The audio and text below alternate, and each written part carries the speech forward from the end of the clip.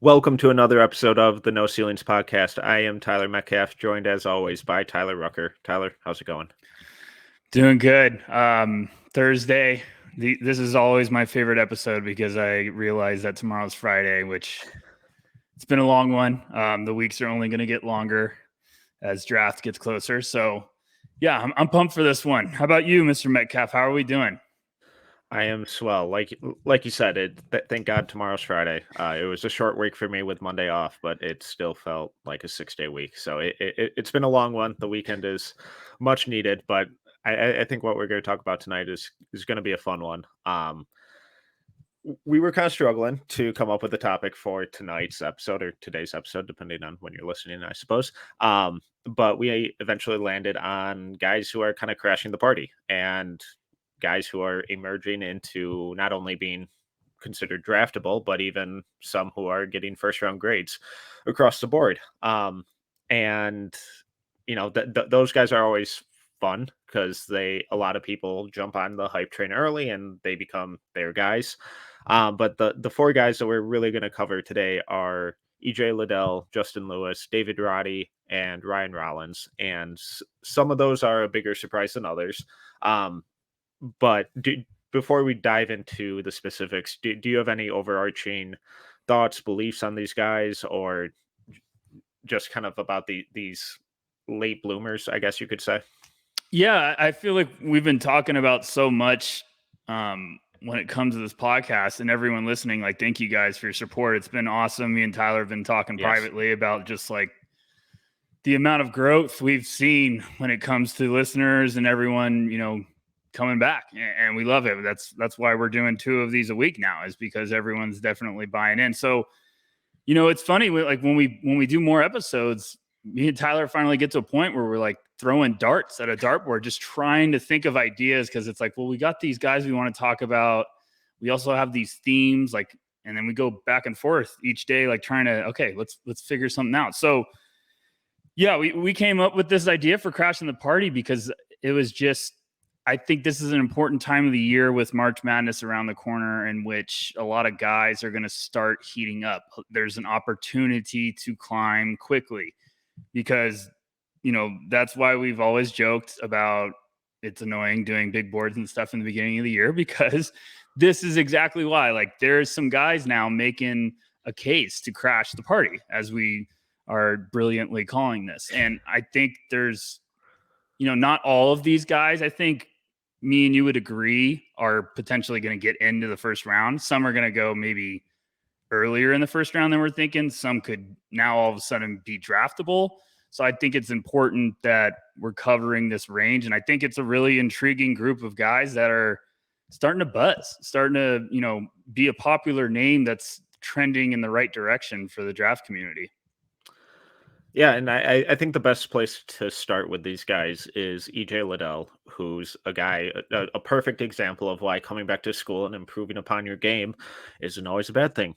Not everyone's a one and done. You don't have to be a one and done. Working on your game, improving, and adding different things year after year is really important. And Liddell is a 6'7", 240-pound forward from Ohio State, currently averaging 19.5 points, 7.6 rebounds, 2.8 assists, 2.5 blocks, shooting 51% from the floor and 39.3% from three.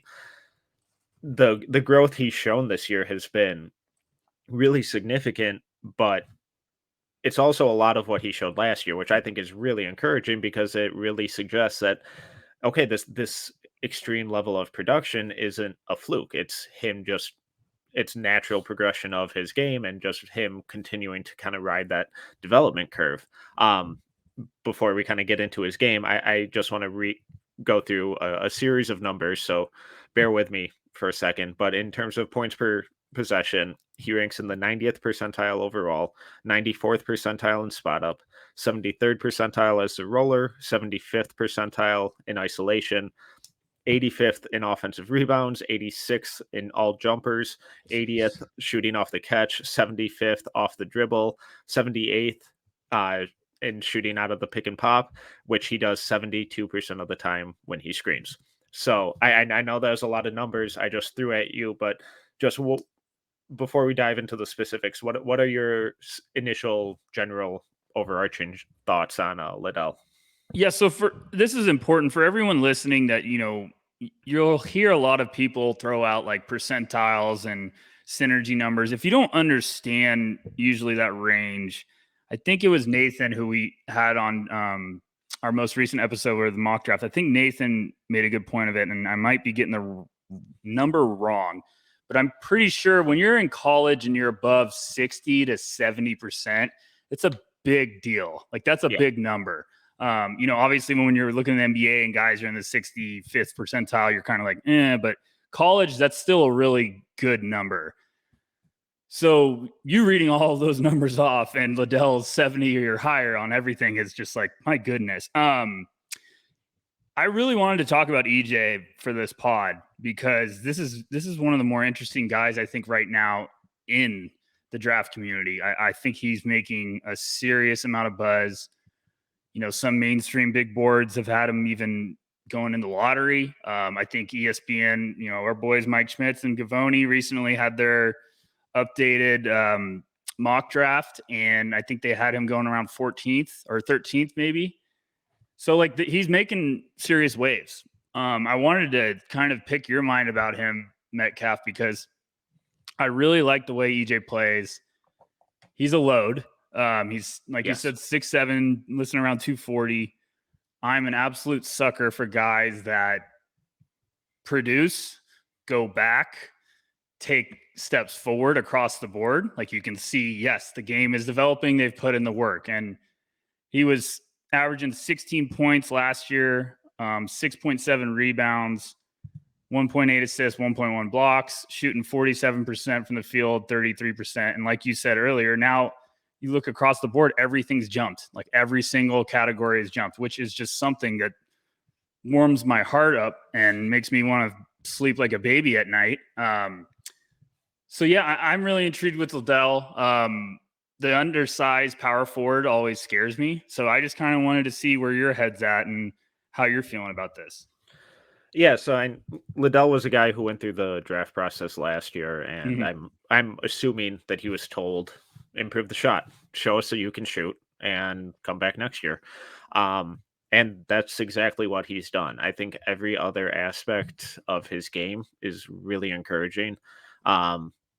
It's a small thing, but I love how he screens. I think he's a tremendous screener, and his ability to either roll or pop out of that, and actually punish the defense, I think is really important, and is something that will translate pretty easily. I love how he rebounds. He's really tenacious, really physical, boxes out, can guard up or down. I think it's gotten to a point where I wouldn't be entirely opposed to trying him out as like a small ball five for some stretches either, because now that he's really showing that he can shoot, and it's mainly from like the top of the key out of those like pick and pop situations. I think that could be a legitimate look that an NBA team uses, and a real mismatch, because he does then also have the ball skills to take guys off the dribble and attack downhill. And with that strength, it's just a really unique combination of size, physicality, skill, that can really be weaponized in the NBA. So he's steadily just continued to rise up my board all year, because that shot has really proven itself. And then he's also showing that he can do different things out of the shot, because if you can just shoot, you're easy to run off the line. And then if you're big who can't dribble at all, then okay, this is really easy to defend now, because I just aggressively close out, and then someone digs when you try and attack that closeout, and you turn the ball over, and now we're running the other way. But the fact that Liddell showed all these ball skills, the screening, the even vertical spacing at times, the rebounding, and now has added on the shot, is just, I think it's just done wonders for his game and really expanded what he can do on the offensive end. It's interesting because when you watch a guy like this, that you get a little nervous because you're like, I don't know how you think of this Metcalf, but when I watch a guy that's probably going to be a power forward, needs to potentially get lucky and go to a team that can be like, okay, you could be our small ball 5. Like whenever I get a power forward that's under 6'9", I get nervous because I'm just like, oh, you're right there. Usually when it's 6'8", I'm like, oh boy, I'm a little nervous about it, but that's okay. It's just, if you're not going to have that size, you got to figure out everything else. Like you've got to stand out with the other areas of the game. And I think you're spot on with this because I went into evaluating him. I was nervous right away because of the height. And I watched him and I was like, man, he's huge. I was like, is he even going to be able to guard like on defense? Like, is he that quick? And then you realize he can move. Like he is a load that moves laterally quickly. And, he's got some pop in his legs. Like he can get up and explode for dunks where I was like, my goodness. Okay. I didn't know you had that in your game. He sets good screens. Like you said, he can shoot it now from outside. He's showing he's got some serious range. And he can take people off the dribble. It's exactly what you're saying. So he keeps checking a ton of boxes. So you're going to find out that this is a guy that teams are going to be intrigued with because he can just flat out play. And he's shown that he's got the potential to be a pick and pop asset, or he can attack the defense if they're cheating out on him. I think you're spot on with, his rebounding. Him around the basket is a force, and he can do a lot of different things where it's getting guys off balance with his footwork. He can hit some fadeaways. Like he's got the versatility offensively to be a really dangerous threat. So I just think, this is legit. Like this is going to be a guy that can start making some noise, can really climb and be one of these guys that maybe it gets to the late lottery. And it's like EJ Liddell could be a name that's in the back of everyone's heads. So the size was a worry for me too. The shot has mitigated that a lot. What is your kind of idealized role for him in the NBA? Is it mostly as that power forward? Like if you put him next to like a big like Porzingis or Karl Anthony Towns, where they really have a 5-out system, and then he can attack the offensive glass and screen and do all that stuff? Or is it more as a small ball 5? Or is it just kind of like a Swiss Army knife role where you're bringing him off the bench and you just kind of need him to play winning basketball? So I sort of think of like the last one is probably my favorite until I would love for him to go to a playoff team. Like it just somehow got like even like late lottery team. Like I'm going through the mock draft right now and Take-a-thon. Even like, I know you're going to laugh, but like your T-Wolves or someone like that, where it's like, okay, let's get another intriguing weapon. Where like, I think if Liddell could come in and play alongside like a natural 5, like let's just say he went to the T-Wolves and he got to play minutes next to Karl Anthony Towns. I mean, that's some spacing. That's some nastiness inside around the basket. Like, I think that's where Liddell's really going to thrive. I don't think you want to play him as a small ball 5. I think someone will try to experiment with it. But if he's playing alongside a center who can also make an impact on the boards, I think that's where Liddell could really, really shine. Because I really do think this could be a guy that fits a team perfectly. Like this could be, prime Paul Millsap or something like that, where it's like a floor spacer who understands how to play the game the right way and make an impact. Please don't come after me because I just said prime Paul Millsap. I'm just talking like that sort of vibe, that sort of impact. I can't believe I just said that out loud. So yeah, no, you know how comps work. The second you say a name, they have to be that exact clone of that player. Exactly. That's how it works. So it's all or nothing. There's no nuance allowed. Come on, people are listening to this on the internet. Nuance isn't allowed there. But what do you think, Ty? Are you right there with me, or do you think he's got to be like? Are you drafting him to be not a sixth man, but like a plus rotation asset, or do you think this could be a guy that almost gives you old school. Like I'm starting him at the 4 alongside my franchise center. Like I'm trying to find another team besides the T-Wolves.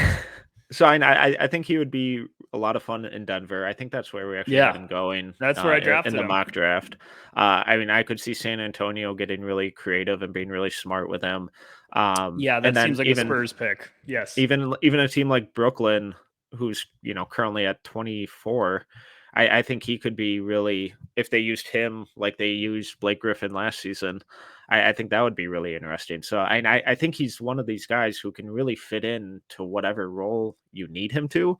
I agree that I would prefer to have him play the majority of his minutes at the 4, but then when you go against teams like Golden State or whoever goes small, I think he's a really good counter to that, because I do think he can play that small ball 5 at times if the opposition counters and then goes with a more traditional big.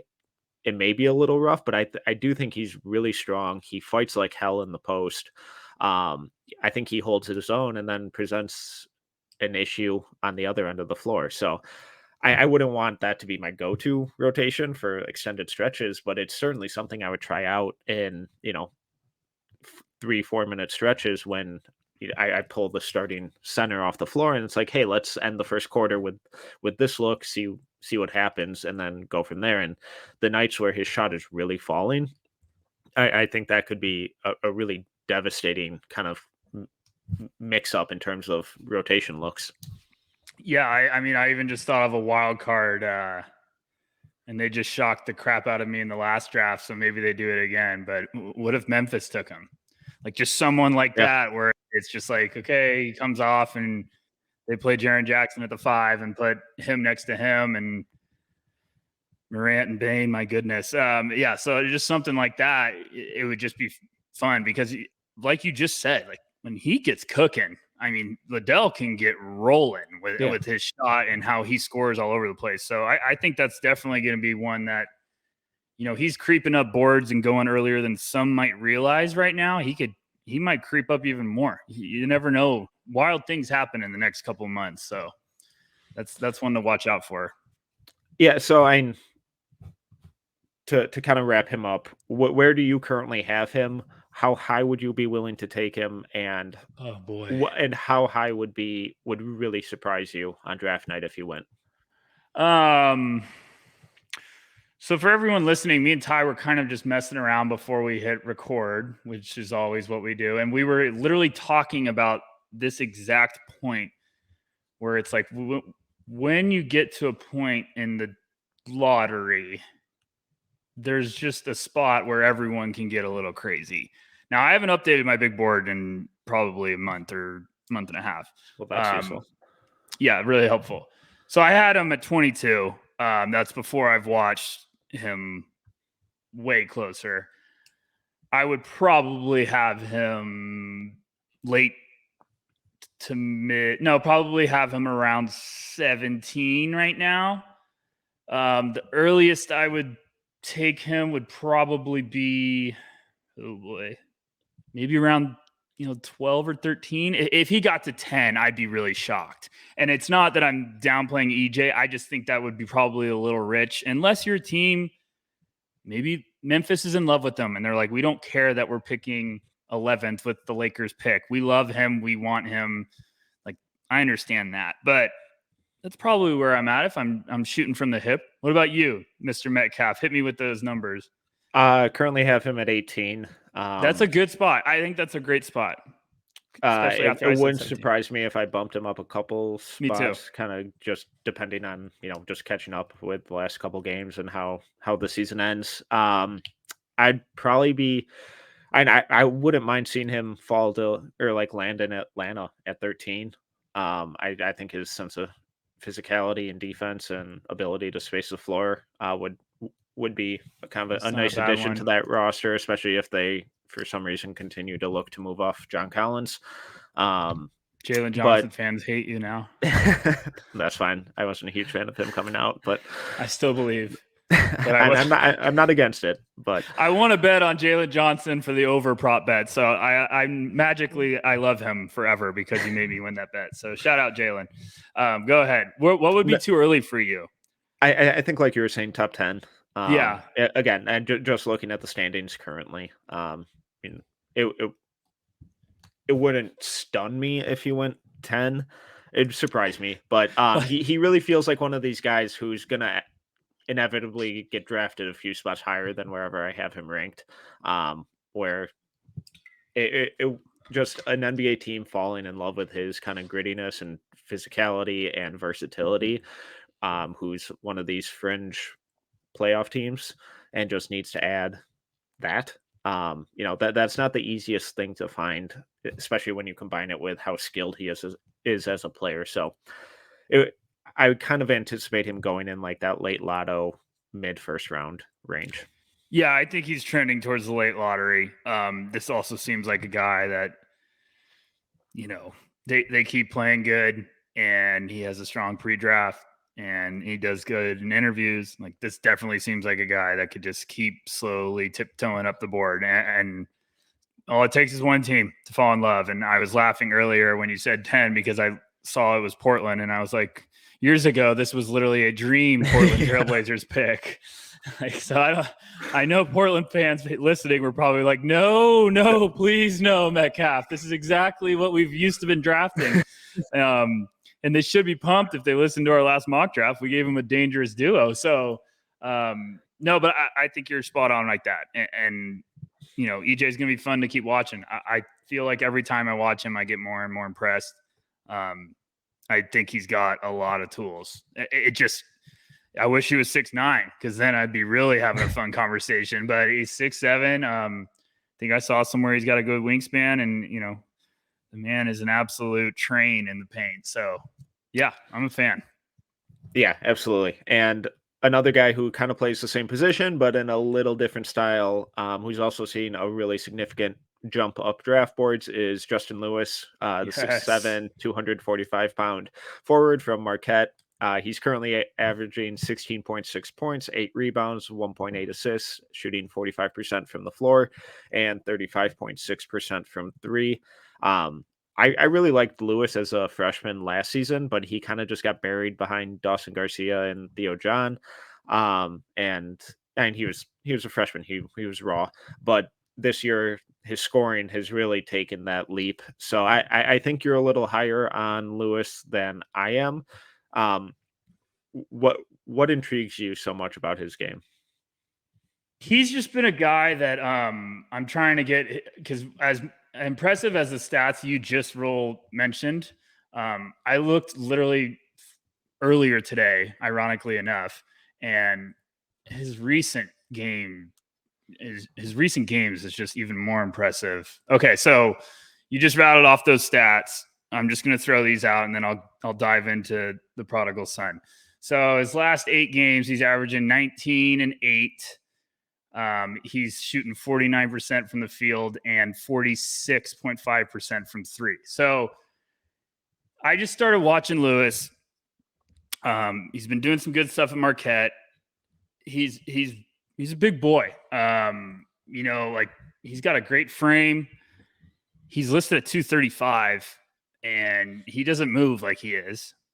I know where you're thinking in your head, Metcalf. We'll get to that in a second, but he's just physical. I really like the way he plays the game. I think there's some composure, there's some swagger, and he's got that NBA body you want. He looks lengthy. I've seen some rumored like wingspans of his, and I can't find it now, but I'll find it when you're talking. But I feel like I heard the number and I was like, oh my gosh, is that true? Like, it was a very promising wingspan. But the 3-point shot's really coming along, and you really are starting to see the confidence. It seems like the second half of this season, he's just really started to click. And there's some very intriguing tools when it comes to the offensive side of the ball. He can do a little bit of everything. He can also muscle up and get around the paint. The defense is what we're going to want to talk about, and I think you are going to probably hint on that. So what are you feeling about Justin?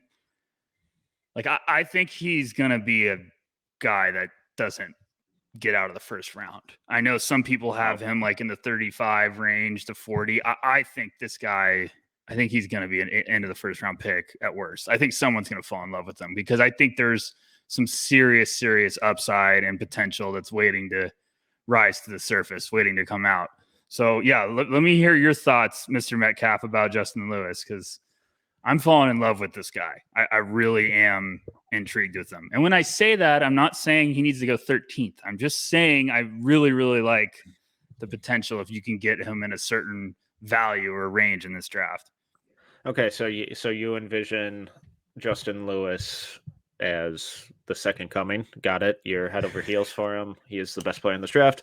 Understood. I mean, I have a second round grade on him currently. I have him at like 36. So if he went first round, it wouldn't shock me. Yeah. I'm not sure I would quite take him that high, but that's because you're not think smart.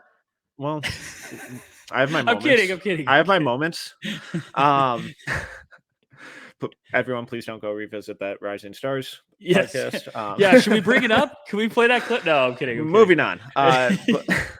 But I think the shooting is really important for him, and that's been really encouraging. I think the level that it's at doesn't quite suggest how good it's been, if that makes sense. Just like kind of the variety of catch and shoot, pick and pop, pulling up. I think he has a little more variety to his outside shooting than like EJ Liddell does. I love his rebounding. I think he's really physical and consistent with that. Like you said, his scoring, the way he attacks closeouts, I think is really important. Because like we mentioned with Liddell, with these big guys, if you can just run them off the line and then they're cooked because they can't dribble at all, that's an easy guard. But his ability to kind of snake his way through the paint, finish at the rim, or just take those 2 dribble mid-range pull-ups is really important to kind of just his scoring versatility. And then I think he has a really good passing vision. The accuracy quite isn't there yet, but the fact that he's reading the floor and seeing open guys and willing to make those passes, I think is really important. With time, I don't think it's too difficult to get a guy to raise that shot or raise that pass up 6 inches so it's landing in a guy's shooting pocket instead of at his knees. But the defense is where you kind of lose me on him. On ball, I don't hate it. I actually think he has pretty good footwork. It's a little slow, so I don't think he can really scale down defensively, but he generally moves side to side really well. He doesn't cross his feet. He has good balance. So he's not one of these guys who's just turning and chasing. If his wingspan is really ridiculous, that will be really important because it kind of helps negate the foot speed issues because it's just makes it that much easier to recover. My bigger issue is the off-ball defense, which I think is pretty atrocious right now. So yeah, the rumored wingspan I saw was shout out Mr. Matt Babcock at Basketball News. They had it listed at 7'2". Now we can always get rumored wingspans, and when someone goes to the combine and actually gets measured, it's a whole entire different world. And it's like, okay, you were trying to hide the secrets all year, but that's not going to work out here. So, any time you get above +3, you're a pretty happy person. So if that's that would be +7. Very nice. Yeah. So I think you're spot on with the defense. I mean, you've probably watched way more of that than me. I haven't done the specific, I'm not there yet, folks. I'm sorry. I'm not in the session where I'm like, okay, it's 2 a.m. I'm going to watch Justin Lewis defense for 2 hours. I am getting there, and trust me, my body and mind knows it, and I fear for my overall health. But I feel like I've seen him a couple times, and you're spot on with the off the ball. And I don't know if it's just not lack of awareness, but lack of focus or attention where he's trying to get a little comfortable, and all of a sudden a guy throws a quick cut at him and he's gone. I've also seen him get taken off the dribble where I was like, why did he look like he was in slow motion, trying to get to that spot? Then I've also seen him be physical and get after it. So I'm wondering if it's more of just needs some coaching, needs some fine tuning, some fundamentals That's why, like, I mocked him to the Miami Heat. I think that would be a dream. Like, if he went and played with a bunch of veterans where they're like, you better defend your ass off or you're not going to see the court, because I think he has the offensive side of the ball. Like, he has the tools to really be a nice asset. The rebounding really is intriguing, and I'm glad you brought up like how he attacks closeouts, because he loves the bombs away from three. But he also loves when guys are trying to cheat up and he's like, nope, I'm gone. I'm taking you off the dribble. So I don't know. It's going to be a fun one to watch. I think he's been making enough momentum where I could see some front office really banging the table for him. But another guy that's probably, you know, pre-draft process. You know, my thing with him is like he's big, like not just height, like he's got some weight on him. Yeah, he's thick. It looks like good weight. And I don't know if it almost might be good if he lost like 10 pounds. You know what I'm trying to say? Like, I don't know if. So I think I think it's kind of deceiving because he has really big legs and a really big butt. That makes him look, I think, kind of doughier, or for lack of a better term, or because I can't think of one, fatter than he is. Wait, this is an NBA, not an NFL podcast, right? We're not talking about bubble butts and stuff, right? No, but he's got that. He's got that really strong base that you can see him really use to full effect, especially in his rebounding. And I would hate to rebound against him. It looks like it would be a nightmare because when he throws his ass into the middle of your thigh, it'll crumple you. Enough butt talk, okay? But I do think you're right that he could lose maybe 5 to 10 pounds, and that would help him scale down a little bit defensively and just pick up that foot speed a little bit. Right. Without taking away his effectiveness as like being an asshole in the paint. I think that's what I'm trying to say. But you kind of hinted at it earlier with his on-ball defense, where sometimes he gets blown by, but then once he gets physical, that's when he looks really good. It's when he tries to keep up and just kind of shepherd or usher guys to a certain direction. That's when they can really get around him because he just doesn't have the foot speed. But when he gets physical and gets into their body on their drives, you can't really move him. And that's when he really deters drives and stuff defensively on ball. So yeah, I get the concerns about his weight. I don't think it's that big of a deal. And once he gets in, an NBA program, hopefully, with all these guys, the idea is that they lean up a little bit. They replace some of that youthful chub with some leaner muscle, and that happens with just kind of the natural body development. But I do think it's a little misleading because his base is so strong and his legs are so big, but that's such an important part of how he plays. Yeah, and he's ripped. I mean, he's listed at that weight, and you might, if you haven't watched him, you might be like, oh, is he just like bad weight? Is it fat? And it's not. It's just he looks like he is a block, like a rock of muscle where you just don't want to deal with him. And it's funny that before we move on, because the point you just brought up is something that I exactly saw about like ushering him. The drive that pops into my head, he got beat baseline and he looks so slow to get to that next spot. And in my head, I was like, was he trying to like guide the guy to the help? Like was he expecting a help to be there? So he was going to like kind of double him or, just close him off.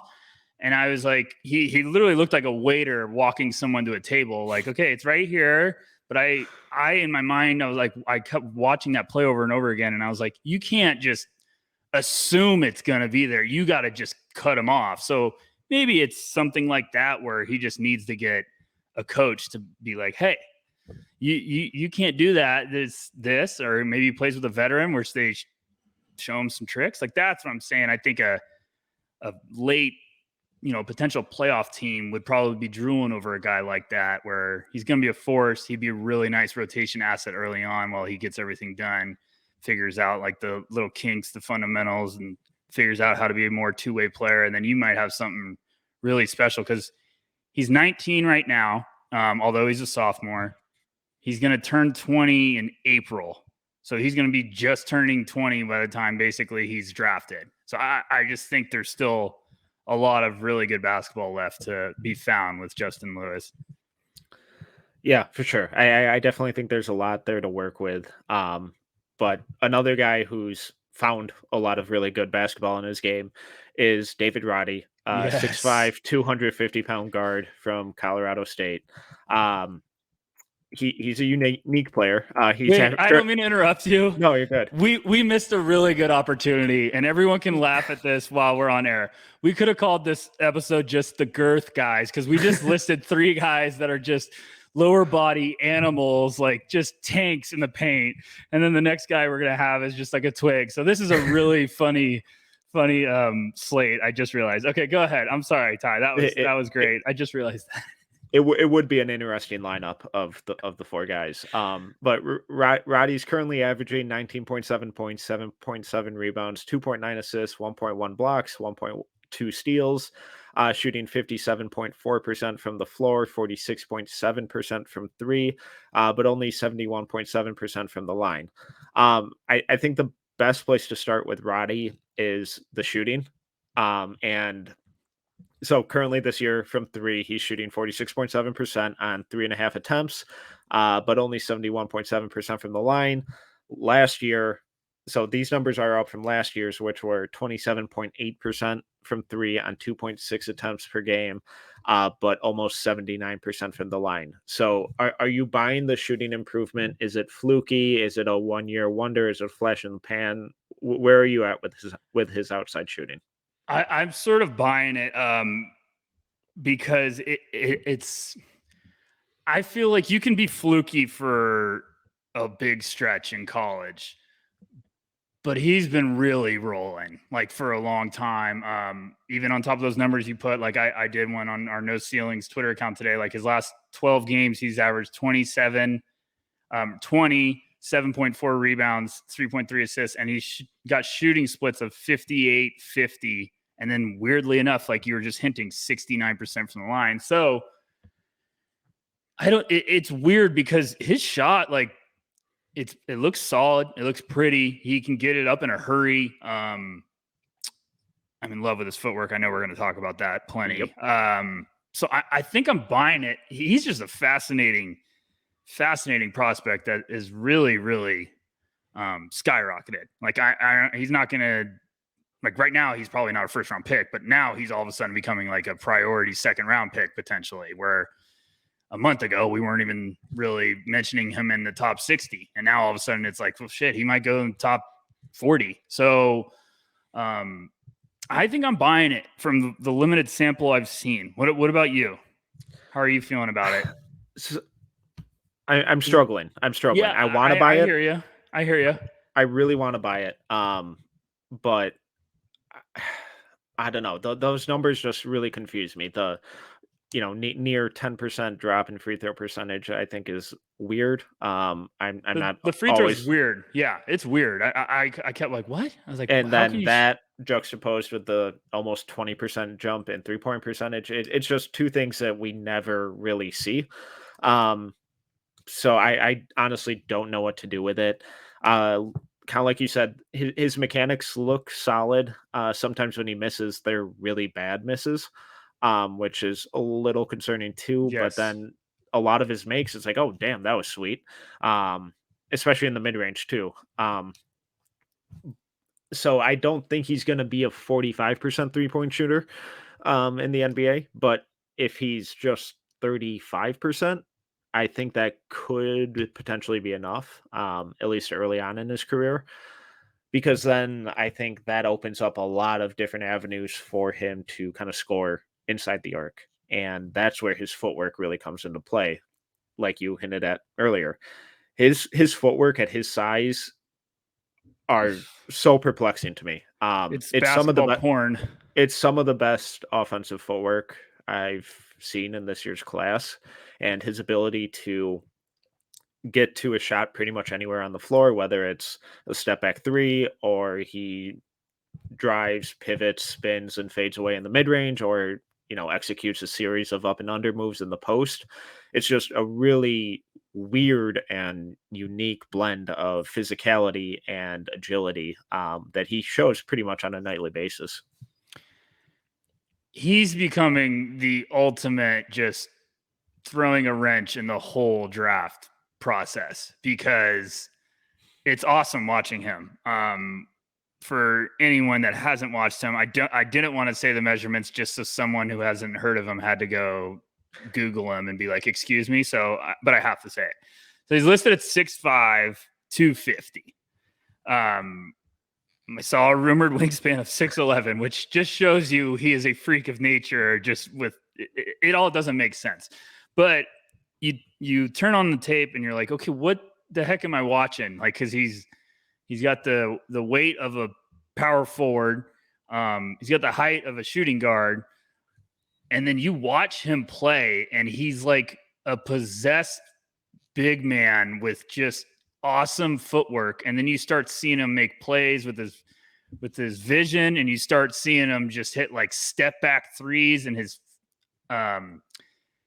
just kind of awesome to watch. So and then you just kind of get to a point where you're like, okay, now that I realize this is really fun and I'm having a good time watching his tape, what is he? Like, where am I putting him at the NBA? And the size is so funny to me because I don't know. I keep getting like, and I'm not saying, gosh, I need to stop doing pro comparisons. I keep getting like he needs to have his impact be like a not as good defensively PJ Tucker, just where it's like he can space the floor, be a really smart basketball player, make the right reads.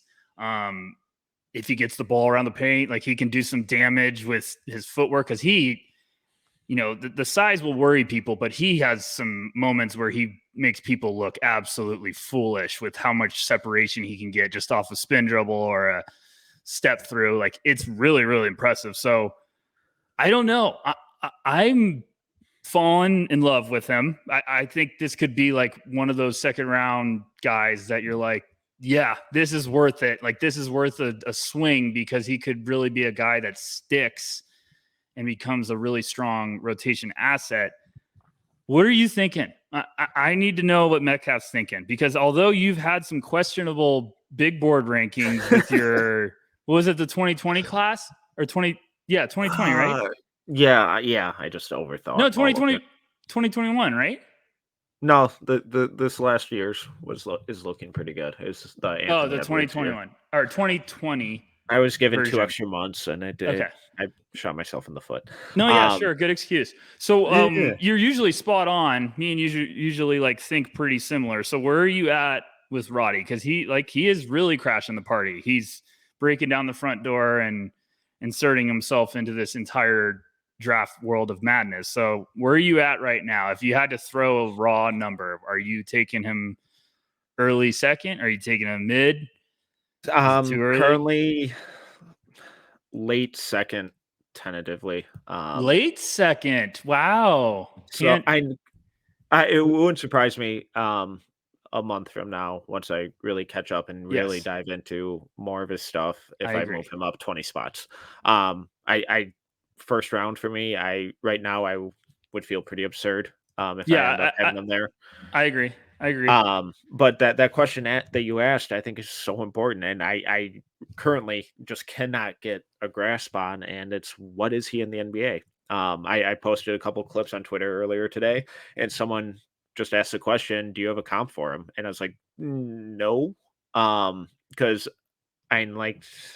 I kind of lean toward Jordan Nora. I don't think he's as lethal as a shooter from outside as Jordan is, but his ability to kind of do stuff off the bounce a little bit, he's just really weird. And it's that shot. Where I end up landing on that outside shot is really going to determine a lot of it, because I don't think my feelings about him defensively are really going to change a whole lot. I just got to figure out whether or not I really believe in that outside shot, and if this jump is legitimate, or If it's not legitimate, how, where does it land between this year's results and last year's results? Because I think those are pretty much the polar ends of the spectrum on where he is as a shooter. So I just got to figure out where in the middle of that is he really going to end up lying. So I'm definitely not ruling out moving him up, because what he can do off the bounce is really impressive. And then his passing ability and willingness and vision and all kind of creativity with that, I think is really, really, I don't want to say special, but it can fit into pretty much any rotation pretty easily. Yeah, he seems like a guy that he has a chance to stick just because of all of the plus skills in his arsenal. I'm like you, like if he could really shoot at a high rate, that makes this an entire different conversation.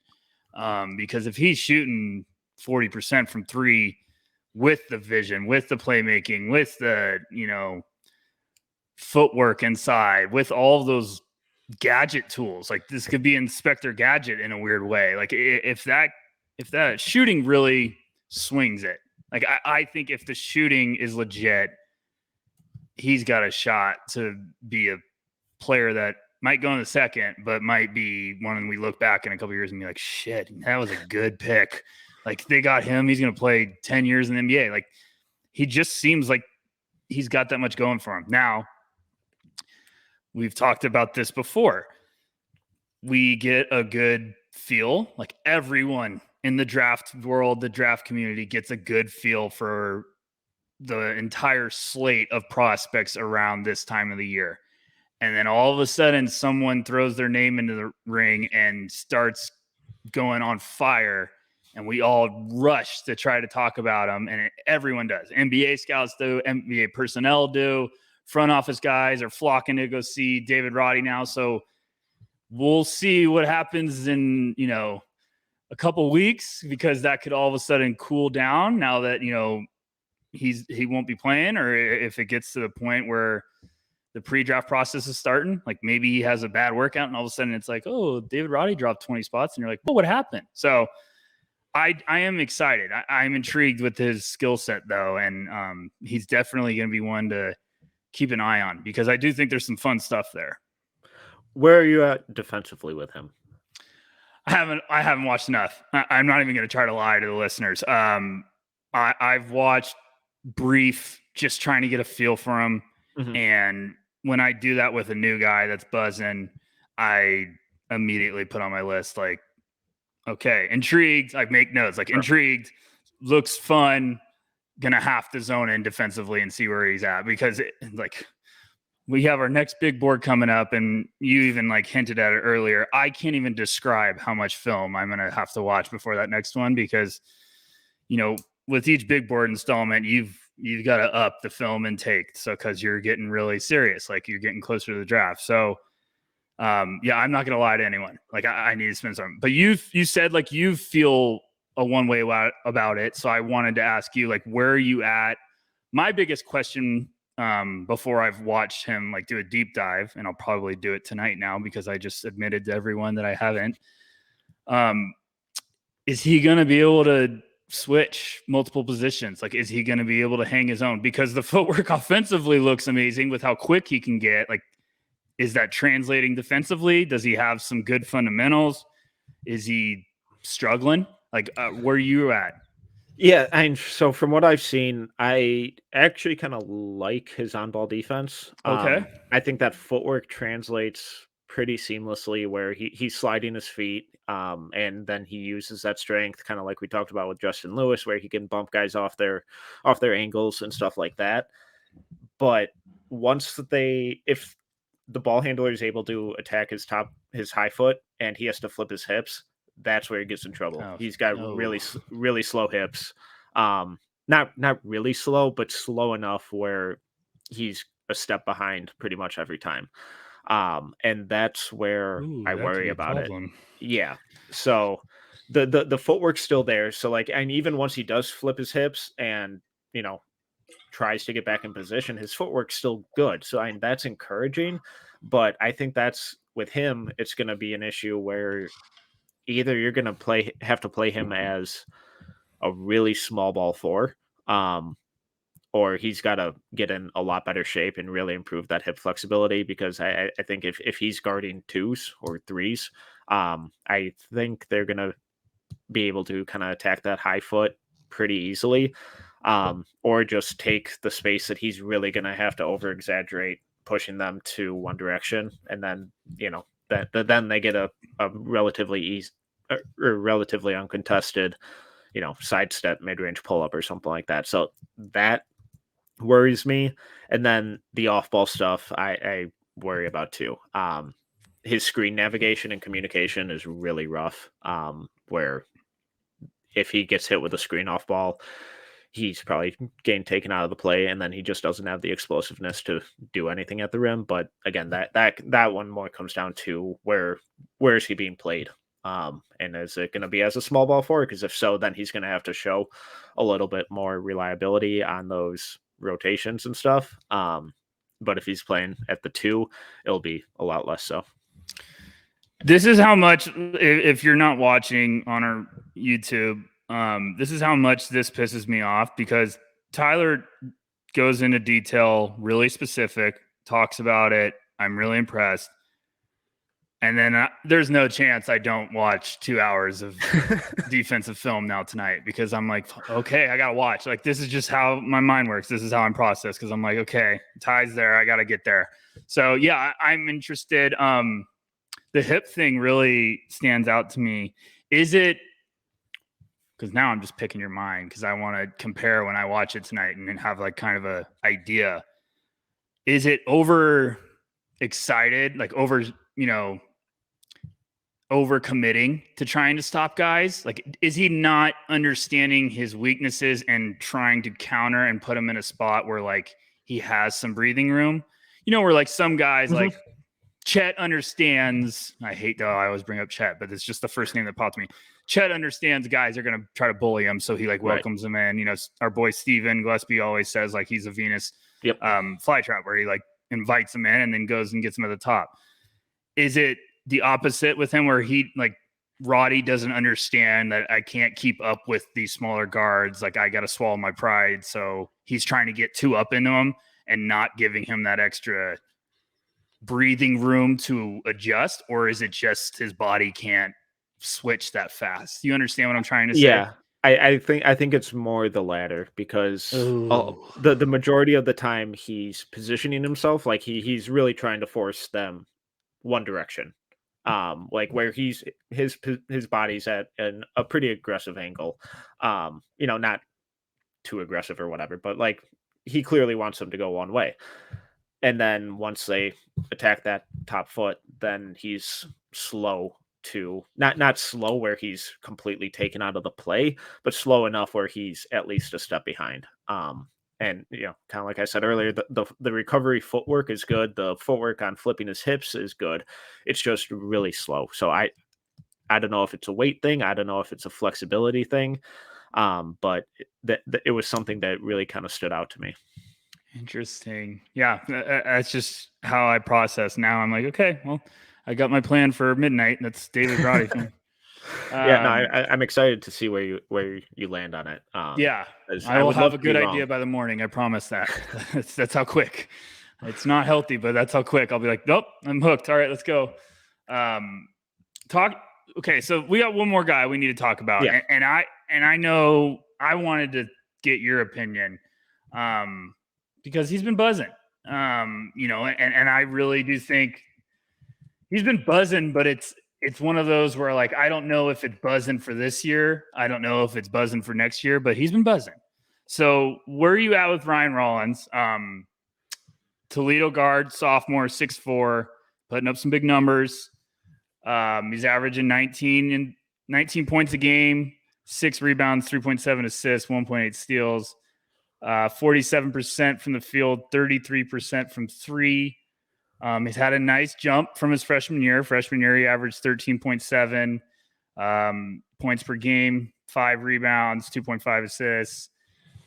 So, he's taken the step. He's been also just one of these names that I feel like has sort of been creeping. And I watched a little bit of his game to sort of get a feel. And I was intrigued. He's got some stuff in his bag. Like he has a nice little shot. He can get up in a hurry. It looks pretty from what I've watched briefly.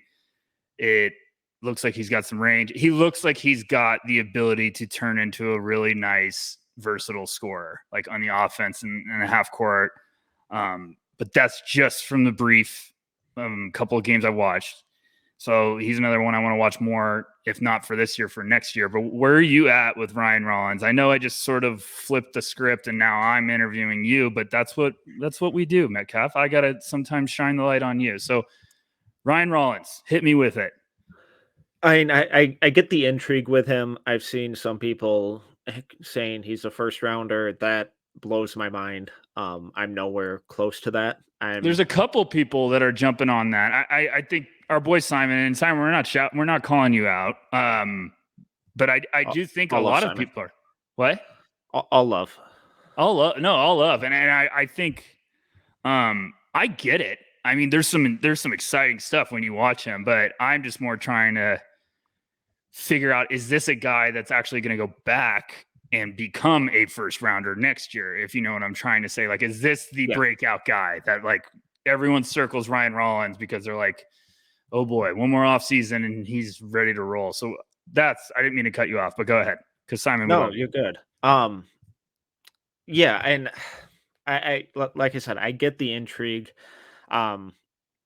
The outside shot, I'm not really worried about it. The percentage isn't good, but the almost 81% from the line is encouraging. I really like his mechanics. They're pretty consistent, whether he's in the mid range or outside. But he leaves everything short from outside. He kind of has an inconsistent arc on his 3-pointers. I think that's fixable. And then hopefully just the leaving it short part is just a strength thing, and just as his body matures and all that, yada yada yada, that fixes that. So just kind of with all the indicators and stuff, I'm not too worried about the shot. I really love his mid-range scoring game. He's not this super creative ball handler or anything, but he's really decisive about getting to his spot and then pulling up. He's quick off the ground. He's quick to get into his shot. His handle's a little loose at times. I would like to see it tighten up a lot. But once he gets into that mid-range and gets to his spot, he's pretty comfortable shooting off balance and pretty consistent with it. I was really underwhelmed by the athleticism.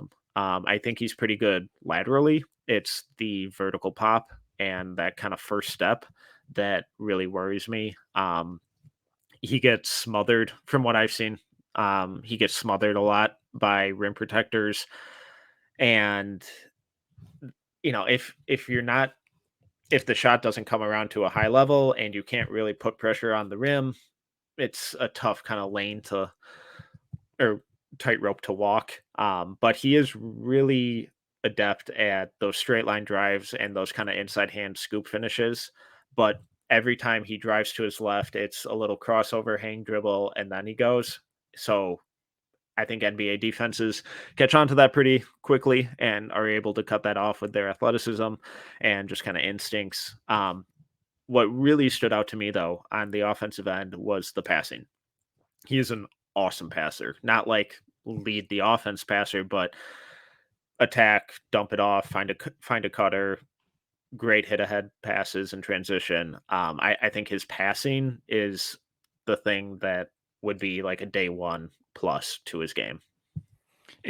I think everything I watched of Rollins, like, that's pretty much everything that stood out to me in a positive way. I thought the feel for the game when it came to, like, he can space the floor. I knew that right away. I was like, he got a solid shot. He looked like that's going to continue to be a weapon.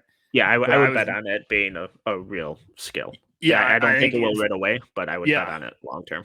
But that's the good thing about, like, guys that play at not the blue chip schools, but, like, he's at Toledo. He looks like he just needs to add some upper body strength and put some weight on, and that shot's going to be more consistent. And like you're saying, he's leaving it short, but that hopefully is just like a strength thing where he's pulling from deep, and it's like, okay, you need to just put some weight on it. That'll be fine. It looks like it's going to be a weapon. the decisiveness to get to his spots really did stand out to me too. Like I love when a guy, like, everyone loves the 3-point range, like shot. Like we love, that's the modern NBA right now. Everyone's falling in love with the three. You got to hit threes. But I love when guys are like, no, I'm going to go get to the elbow and hit this every time. This is my shot. And I think he's got that.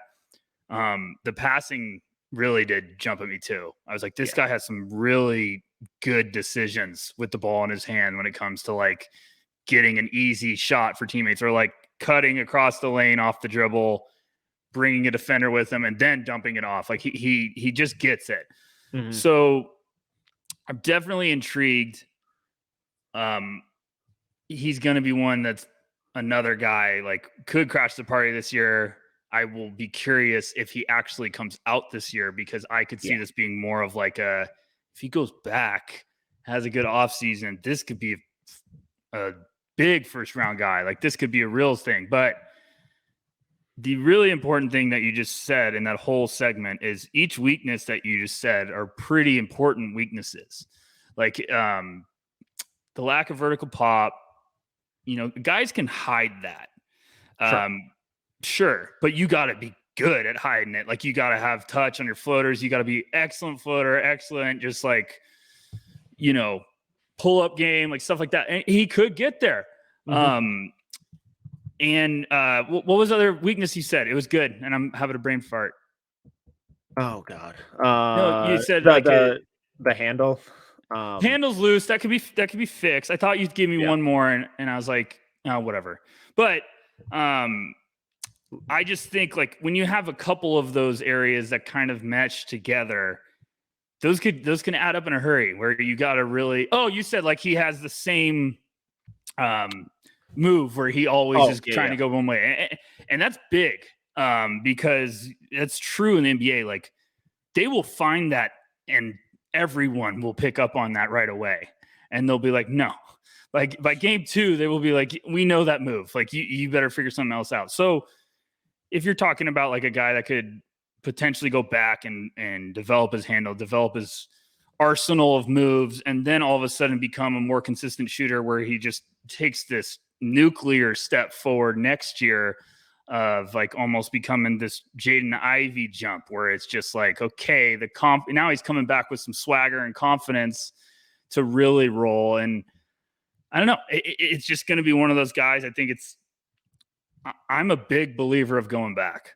I think guys should get as much confidence, get as much, belief in yourself until you get ready to go. Because I think guys think, oh, I got to go right away to the NBA. Now, excuse me, some guys, I'm not going to rant about this too long, but some guys have shit going on in their life where they might need to go. They might need to, try to get some money coming in. You never know. And I know the college stuff has all that new NIL stuff, but my bigger point is I don't think it's going to be a bad idea if Rollins potentially goes back. And I know there's going to be some people listening that are like, come on, he's a first rounder. And it's like, well, that's just our opinion. And there's going to be a ton of guys in this class that are going to be kind of in the mix in the second round. So maybe he could be a guy, maybe he declares and doesn't get drafted, and then where is he at? So I don't know. What are you thinking, Metcalf? Would you say another year potentially gets him into the first round conversation if everything goes right?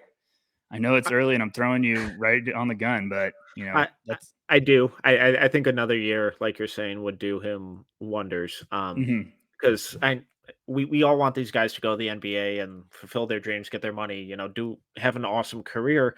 But if you're not getting that first round guaranteed contract, it is so hard to break through as a second round pick or an undrafted guy, especially if you don't have the strength to handle the physicality of it yet. So, and even now we're seeing late first round guys and Jalen Smith even getting traded and, option not picked up. So there's so much talent that it is really hard to break through right now. If he can come back or go back to school for another year, add a little bit of strength, really bump up that 3-point percentage, and just show a little bit more craft around the rim, because I think he has a touch. I think he's in like the 84th percentile or something on runners. He doesn't do it a ton, but he has the touch to be really kind of creative and effective around the rim, because that vertical pop, I don't think, is ever really going to get there. You can't really teach that. You can improve it a little bit, obviously, but you can't really add it to an arsenal. But if he can show a little bit more creativity around the rim and improve that outside shooting, then, you know, he takes that scoring average from 19 points to 22 or 23. That's when we're talking about, top 20. That's when we're talking about getting that first round promise. And from a school like Toledo, who doesn't have the most notorious basketball program, that would be huge for him. So it wouldn't surprise me if he ends up going out this year, but where I'm at currently with my eval, I think he's a late second round guy, kind of at best. And I think going back for another year would just be huge for him. And I really think he could take the country, by storm next year. Yeah. I mean, I really do think, especially with ball handlers, guys like that, like, you should take as much time as you need. You need to get to a point where you're extremely confident that you're going to be fine at the next level, because being a ball handler in the NBA is a rough world. That's a whole another challenge. And, Damian Lillard in 4 years at Weaver State, like, it doesn't, just get confident, like, build your game. You're going to get to a point where it's time. Like, you're going to finally get to a point where you're like, okay, I know it's time. And, he's having a big year, goes back and has another big year and becomes more efficient and more versatile, more all around. Like, then you really start to enter the conversation of like, okay, you've taken strides forward each year, and now your confidence is rolling. You're ready to go to war. And I just think it's really popular time of the year for everyone to get excited about something out there, something new, something that's starting to flash. Like, we fall in love with the bright, shiny toys that are, just coming into our life. We want the new stuff. And I think Rollins has some serious game. I'm not saying like I'm telling him not to go into the draft this year. I just think we all want these guys to succeed. We're not rooting against any prospect. I just think maybe this could be a guy that one more year really, really explodes the stock, because he's on, like, he probably was on some NBA scouts radars before. Now he's really on it. Yeah. And now he's going to have the attention. So then you parlay that with another strong offseason. Guys are going to be coming to see you early. And if they come and see you early and you show that you're a different beast, then that word gets around quick. And that's when you really heat up and people start to fall in love with you. So people could tell me I'm crazy. Like I say, my DMs are always open. Please let me know. You won't be the first. You won't be the last. So I don't know. I think I'm right there with you, Metcalf. I think just one more year. Yeah, there's definitely a lot to love, but I think a lot to build on to really become a more complete player, which would, I think, just be so important for his draft stock. But Rucker, we've hit that time. As we end every episode, what's the best thing in the basketball world you saw recently? So it wasn't, it kind of wasn't what I saw. It's what I read, and I want to go a little crazy and just throw this out there.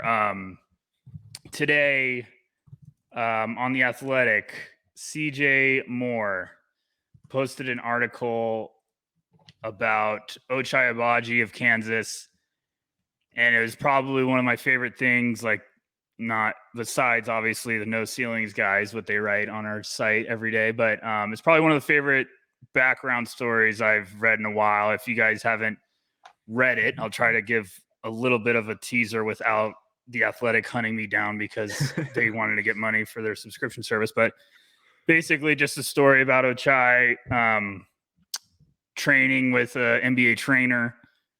That NBA trainer happened to work out Damian Lillard, still does.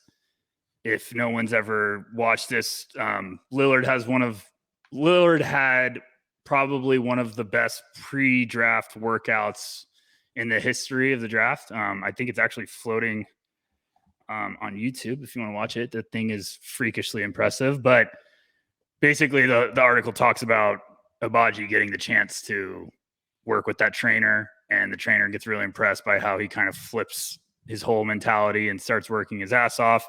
And then the guy invites him to go work out with Lillard. Lillard's a little hesitant, finally lets him. And there's just a funny part in the article where he's like, Lillard's watching Abaji for the first time work out, and like after a while, he's like, can't stand it. And he gets up and he's basically like, man, you got to breathe when you're dribbling. You're too stiff. And then like they become good friends. And it was just a really cool story. Always awesome to see NBA stars or guys like that give back to the incoming, slate of prospects. And, Lillard, who's a master of his craft, it was just kind of cool to be like, okay, I got to help this guy. And you could see with Abaji, he's putting in the hard work and potential lottery pick this year. So yeah, I didn't mean to go on too long of a rant, Metcalf, but I think that's, if anyone can read it, go check that out. It was by CJ Moore. It was awesome article. What about you? Yeah. What was it? Much less inspiring, and but Karl Anthony Towns, 3-point champion. Gotta love it. Making a bunch of people a lot of money. So I have a bet in Vegas before we end this. I have a bet in Vegas that there's just going to be a long streak of either Timberwolves coming from your mouth or Johnny Davis or like, I don't know when that streak I only have breaks. so much time on my hands. We might be on like 6 in a row. I swear. It's either one or the other. It's an easy go-to. So, hey, this is the first time in 30 years that we get to say good things about the Timberwolves. So I'm going to milk it for every second that I can. Oh, I'm pulling for them hard. I want them. I don't want them in the play-in. I want them getting in. I want Minnesota to get a playoff series at least and build off that, because I think Ant-Man, I want to get Towns in the playoffs. Like I want a lot of those stories to happen. So yeah, and our boy Jared Vanderbilt. So yeah, I'm right there with you. I'm rooting, man. I completely agree. But Rucker, please plug away. Tell the people where they can support you. We're at www.noceilingsnba.com, our new URL. We're trying to get grown up, like I said before. I'm at Tyler_Rucker for right now. If you want to check me on Twitter, talk some hoops, talk draft, message me anytime. It's been awesome. Like I said before earlier in the podcast, thank you guys so much for the support. Me and Metcalf and the entire No Ceilings crew are really amped about what we've got planned for the next couple of months moving forward, especially with the draft and after the draft. There's your little hint. So I'm pretty pumped about it, and I'm happy to keep doing these podcasts with you. We've had a lot of fun. I feel like we're getting sort of good at this. I'm not there yet saying we're good, but we're sort of good. So Metcalf, what about yourself? We're at least having fun with it. So yeah, that's something. I'm Tyler Metcalf. You can follow me on Twitter at tmetcalf11. Please make sure to subscribe to No Ceilings at noceilingsnba.com, where you can find all of our written work for free. Once you subscribe, it gets delivered directly to your inbox every day. So there's no excuse for not subscribing. You can find us on Twitter at No Ceilings NBA as well. And please make sure to go support us on YouTube at No Ceilings TV. If you would prefer to watch us do these podcasts, they all get posted there. We also have a bunch of video breakdowns and highlights over there as well, and a lot more really cool stuff planned for the future. If you enjoyed this episode, please make sure to subscribe, leave a review, and a 5-star rating. Until next time, see ya.